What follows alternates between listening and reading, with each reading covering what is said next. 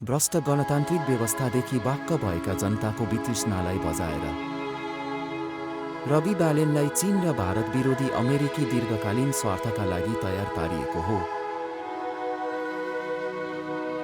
बीबीसीले जेन जी आन्दोलनका बारेमा जुन वृत्तचित्र निकालेको थियो त्यसको पर्दा पछाडिको खेल पनि यही अमेरिकी षड्यन्त्र नै हो भन्ने हामी सबैले बुझ्न जरुरी छ। त्यस वृत्तचित्रका मुख्य नायिके चीन विरोधी पत्रकार दीपक खरेल हुन्। अमेरिका परस्त दीपक खरेलले चलाएको पर्दाफास.com का समाचारहरू एकपटक आफै हेर्नुहोस्।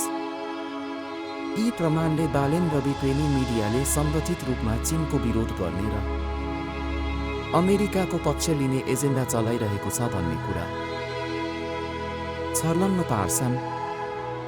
बीबीसी जस्तो विदेशी मिडियाको आवरणमा रासोपा, रवि लामिछाने र बालेन शाहलाई चुनावी फाइदा पुर्याउन मात्र यो वृत्तचित्र तयार पारिएको हो भन्ने कुरा यी तथ्यहरूले पुष्टि गर्छन्।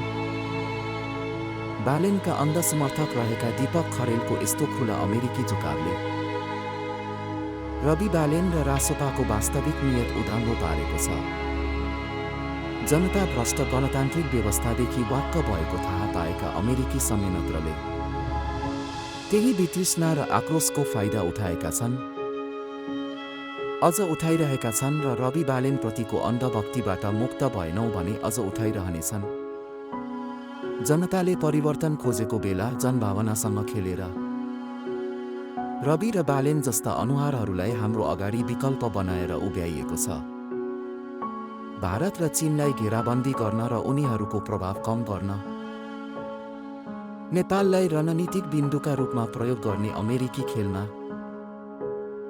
रवि बालेन र रासोपालाई गोटी बनाइँदैछ। यी तथ्य र उनीहरूको सङ्गतले रवि र बालेनको एजेन्डा पूर्ण रूपमै अमेरिकी रणनीतिको पक्षपोषण गर्नेहरूसँग जोडिएको प्रष्ट पार्छन्। जनताको वितृष्णालाई हतियार बनाएर हाम्रो देशलाई अमेरिकी रणनीति अनुसार सैन्य अखाडा बनाउने र चीन तथा भारतलाई सधैँ सताइरहने र विश्व शक्ति हुन नदिने गम्भीर षड्यन्त्रबाट हामी बेलैमा सचेत हुन जरुरी छ।